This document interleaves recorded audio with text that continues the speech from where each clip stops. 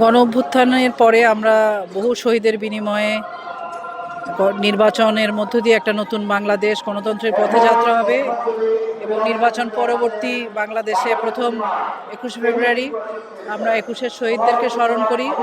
একই সাথে বাংলাদেশের যত জাতিসত্তা আছে, চাকমা, মারমা, গারো, সকলে যাতে তাদের মাতৃভাষায় শিক্ষা অর্জন এবং মাতৃভাষা এবং সংস্কৃতি চর্চার অধিকার নিশ্চিত হয়, সেই দাবি জানাই।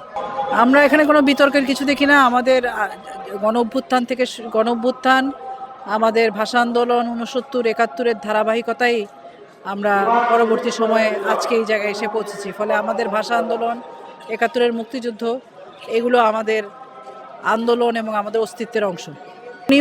ওনার তো উত্তর দিচ্ছেন, এখন যেহেতু ওনারা বিরোধী দল, ওনাদের সেই জায়গায় হয়তো ওনারা নতুনভাবে আসছেন, তো এই বিষয়ে আরও বিস্তারিত তারাই ভালো বলতে পারবে।